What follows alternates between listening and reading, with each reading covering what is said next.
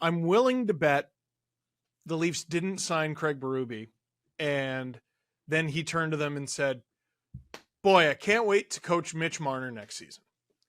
Like I gotta feel there's a plan there, and it feels like he's not involved in it. What's your read on what's happening with him, with John Tavares as well, and if something is going to happen, when is it going to happen? Because we've been theorizing on the show it'll be after July 1st when their bonuses are paid. Yeah, I mean, look, I would be surprised if John Tavares was in any mind to waive his no movement clause. Like, I just think that he put his eggs in his basket, if you want to call it. He chose the Leafs when he could have gone to Dallas. He could have went to Tampa. He could have went to San Jose at the time. Who else am I forgetting in that mix? He had real Boston, Yep. but he that was like the final five were those teams. I mean, he was thinking the right things. Those teams in that window have either gone to a cup final or been competitive. Maybe only San Jose's fallen off, but who knows with him there instead of Erik Karlsson, maybe that deal doesn't. Anyway, we could let's not go too far into the past and what could have been. But he chose the Leafs. He's got 3 young kids born in Toronto. Honestly, it's funny. I'm almost a little tainted watching him here at the World Hockey Championship. Like, for me, he's been Canada's best player here. And I do wonder if we haven't, in some ways, in Toronto, overlooked him to a degree or underrated him. I realize there's a lot of shiny toys, and he's not necessarily establishing. He's not chasing a 70-goal season. So I'm not by any means diminishing Austin Matthews, but from his two-way play is pretty darn good. And I think in a world where he's not making 11 million, which will be the world a year from now, I don't think wherever he's playing, I don't think anyone's gonna have a problem with his contract or where he's at. So he's a great player. It's the cap hit. Yeah. Well, but I think I just would be surprised if he's of any mind to waive, to consider a move. And then obviously the organization has decisions to make. Do you then try to extend him at a lesser amount? So then, can you get value there? Do you want a clean break? I mean, I don't know how they're going to navigate that. And frankly, I don't think those discussions have really happened. I mean, Tavares has been over here in Prague since just days after the season. So I think that's kind of in a pause position. The Marner one's interesting because, really you can work this one where everyone wins, but it takes trust and it takes an ability. It takes a desire or a willingness to work together. And they kind of need each other for that to work. And if that dissipates for any reason, or if that doesn't present itself, I mean, it could be an everyone loses situation too, right? I mean, if the Leafs can't find a way to move him in a way that makes sense for them and he gets an extension as part of it, then he's coming back to Toronto in the fall for what's an important season, right? It's his platform season, entering unrestricted free agency. Where, how does that look? Like, where the pressure on him, the discussion around him. I mean, I think that's what everyone's banking on. Is it really, as much as he's a hometown guy and he's obviously a huge star of the team, I'm not sure that it makes sense for everyone to come back. I think they got to find a solution together, but I don't get the feeling that's happening yet. And so after July 1st makes a ton of sense for him, just because that his final bonus payment comes then. And then in terms of actual money, I mean, he's still an expensive player, just under $11 million cap hit for next season, but the actual dollars at the door aren't much. And it actually might give the next team more of an ability to sign him to a higher number on an 8-year deal, because in that team's mind, they're like, okay, here's what the cap looks like for 9 years, but the actual dollars at the door are here. And so there's a way that I think we're talking about aligning incentives where it aligns for the Leafs that they can maybe get a return that makes sense, do some other things that make sense. And then for him, it allows him to sign a contract that he can't even necessarily get on the open market. And certainly on the open market, if he goes to the following July 1st, he can only get a 7-year deal too. And when you make the kind of money he's going to make per year, it's no small amount of dough that you're talking about to do it. So, it's going to take you really got to thread a needle here to make this work. But I do think when you step back, when you take emotion out of it, when you take the hyperbole of everything around the Leafs out of it, it just makes sense for Mitch to want to maybe chart his next spot if they want to move on without him. And to sign an extension this summer rather than, as much as I know Darren Ferris clients often are taken right to free agency, there's risk in that, especially in this Yeah. circumstance. If he drives a hard bargain or if he says, absolutely not, I will not consider being moved. Does he potentially look at a different agent? Because that would be nice. I mean, look at that. I don't think so. No? I mean, he's been, I've never heard anything like that. I mean, they've been together a long time, and ultimately it's one thing to blame agents, but because agents do negotiate for their clients, but if the client doesn't like what's happening, then they can move on. And that's never happened in this case. I'm notably very anti-agent. Don't send this to Alan Walsh. I want to move on to other teams, but not before. I would be remiss if we didn't play staying or going. Okay. Staying or going, and I'm going to give you the option, CJ, because we came up with a great system at our live show at the Rec Room for the All-Star game. Staying or going, and you have the option to give your answer, staying or going, along with CJ 1 through 8. Okay. CJ 1 is you're not very sure. CJ 8 is it's happening, damn it. All right. All right. I'm in. I got the cap-friendly page up. Let's make this nice and easy. Austin Matthews. TJ 8 staying. Yeah. William Nylander. TJ 8 staying. John Tavares. TJ 7 staying. Okay. I just have to leave the smallest bit of wiggle room. Right. Mitchell Marner. TJ 3. No. Going. I'm trying to think though of how high I want to rate that. TJ 4. So that's 50-50 then. Ish. No. Yeah, you have to remember he's got to prove everything right down to the last minute. Like, I think it's more than likely to happen, but right down to the end, he has to sign off on it. So it just because it's more than likely as we sit here at the end of May, there's just a lot of things that can happen between then and now. 3 years remaining. David Kampf. Staying CJ 6. 2 years remaining. Kalle Yarncroke. Staying CJ 6. 2 years remaining. Ryan Reeves. Staying CJ 8. Bobby McMahon. 2 years. Staying CJ 8. Yeah, he just signed. This is interesting. Matthew Nyes. You think there's any world they're going to let him go? No, but like if they're gonna go out and make this huge change, like we talked about how badly they need a defenseman, right? Or like an elite defenseman. Staying CJ 8. Okay, good. I think the way they saw him Holmberg. play in the playoffs, like there's just no way you can. He's the longer the season went on, the more I was like, oh my God, this guy's going to be a problem. I love him. Yeah. And it's like he understood all of a sudden. Somehow you got in those, like the temperature got turned to like 15 out of 10. And he was like able to rise to that. Like he was throwing his weight around, was showing a sort of swagger. Like if they traded him after that playoff series, I would be stunned. I'd be stunned too. Another Pontus guy who really Holmberg. grew on me as the season went on, Pontus Holmberg. Also over here at the World Championships. I'll say staying CJ 7. Okay. Newly acquired, just got shoulder surgery, Connor Dewar. He's an RFA. Staying CJ 5.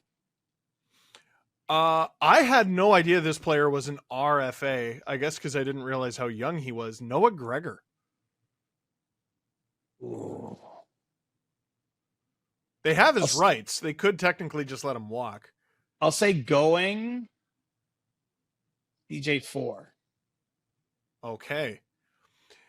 Juicy. 22 years old. RFA. Nick Robertson. The staying CJ5. Okay. UFA. He's cheap. He's cheap, right? He's not going to, like, there's obviously not a perfect player, and there's things you can point to that they wish he could be more of. They wish he could be bigger, blah, blah, blah, blah.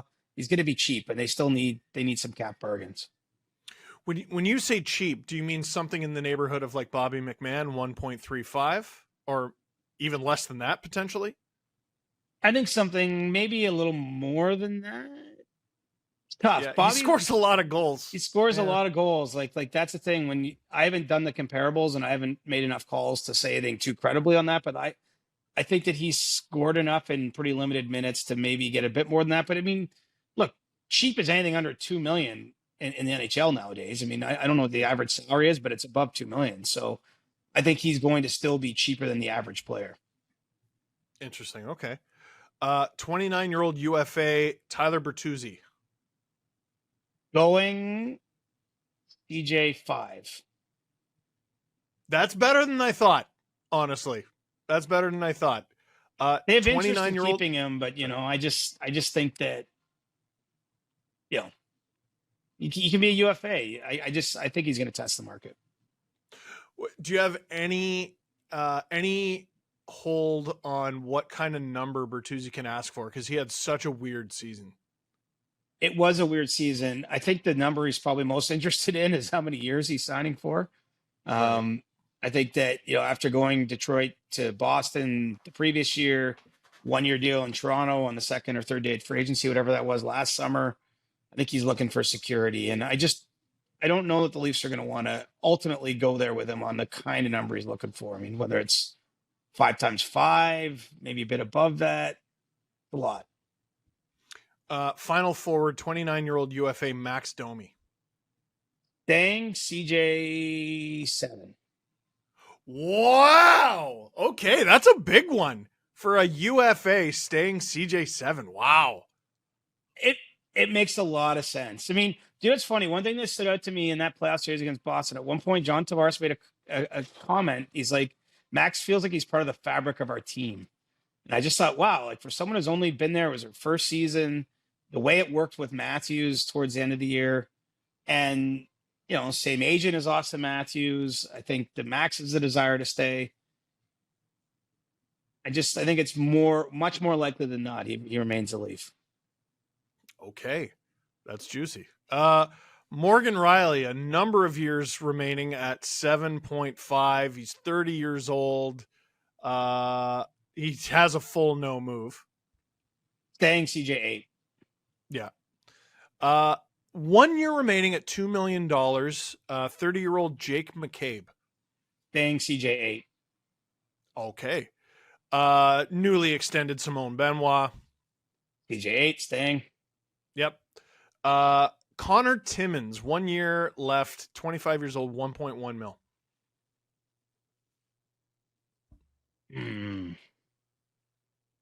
Going CJ4. Okay. I don't see Cade Weber just got here. Yeah, CJ8. I mean, they went and traded for his rights. They gave up a draft pick, right? I mean, he was traveling in the playoffs. I mean, he wasn't ever, I don't think, a thought to play, but like he's part of the future. And now we got a ton of free agents. 25-year-old RFA Timothy Liljegren. I'd say going CJ5. Okay, strong going there. And that would have to be a trade. Interesting. Well, they could let him walk. Yeah, or you don't extend him a qualifying offer. But I mean, I think he's still an asset, honestly. Trade is more likely. Yeah, I'd be pretty surprised. 33-year-old UFA TJ Brody. Going CJ8. Wow. Okay. He played one game in the playoffs. Yeah, it's pretty bad. And he was healthy as far as I know, right? Oh, yeah. I just think the guy started off on their top pairing and ended the year as a healthy scratch. I mean, there's lots of mitigating circumstances and went through some family tragedy last summer and all those things. But it just doesn't feel like, you can bring him back after that. I mean, that's a pretty precipitous fall off. Yeah, that's fair. Newly acquired 30-year-old UFA defenseman Joel Edmondson. I'd say going CJ5.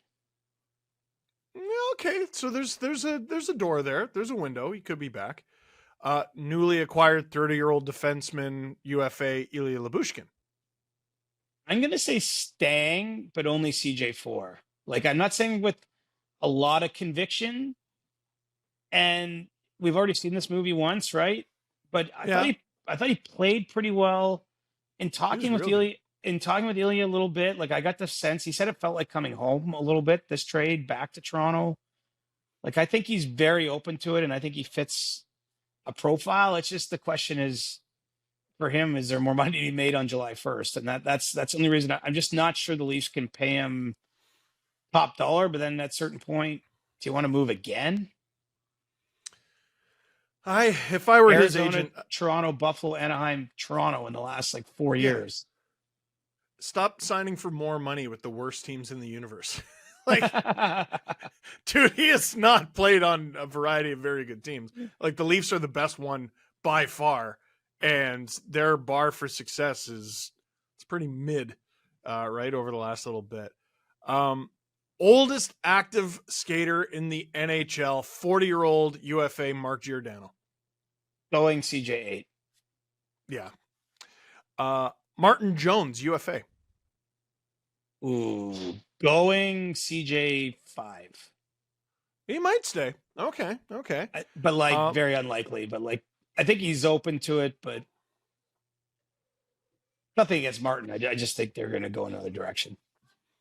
I got the impression this will be a CJ10 just based on Brad Treliving's words at his press conference. UFA Ilya Samsonov. Going CJ billion. Yeah. Okay, great. Good to know. 1 year left at 776,000 before he's an RFA. It's unbelievable. Joseph Wool. Staying CJ a billion. Staying CJ a billion. I like that. Okay. I mean, he's making under the salary cap high, and he did play really well in winning games 5 and 6 against Boston. Yeah, under the salary cap minimum, and he might be their starter next year. Yeah. Now, he's got to stay healthy. There's a lot of pressure on Joe, but because of the way everything ended. But they're still they believe in him in that organization that he's going to be good enough. As they should. And two guys on the injured reserve. UFA John Klingberg. I'll say going CJ6. Wow, so you're leaving the door open. He could be back. Just the smallest crack. You know, we were there the day that they did the so it was 2 days after the final game against Boston. They did the player media avail on that Monday after they lost Saturday night. And, you know, there's like a little press box at the practice rink where we're all doing our work. All of a sudden, like a player comes out. Oh, nice. I'm like, who's that? John Klingberg, still 2 days after the season, working out with medical staff. And so, you know, obviously he's under contract with the team through June 30th. So, you know, he's trying to get himself healthy after the hip resurfacing procedure. So, you know, I haven't been able to get a clear answer that he's 100% gone, but it's just the fact they put that amount of time and energy into helping him rehab. I have to think there's at least an opportunity, maybe, or a slight chance that they try to bring him back. And finishing it with another guy who they've put a lot of resources into, Matt Murray, UFA. I'd say going CJ7. So that's an even tinier crack there. That's I'm not sure. That's basically gone, but there's a chance. Yeah, that's like what? I'm AHL putting it deal? at like the 5% chance on it. I think the goaltending position is too important for them to take a gamble. Whereas, you know, if you're talking about signing one of 8 NHL defensemen, if you were to bring Klingberg back, like I think in a weird way, there's a little less gamble there because there's other ways to make up for it if it doesn't work. Right. Okay, that makes sense. Well, a riveting edition of Staying or Going with CJ as we approach or as we exceed the hour mark.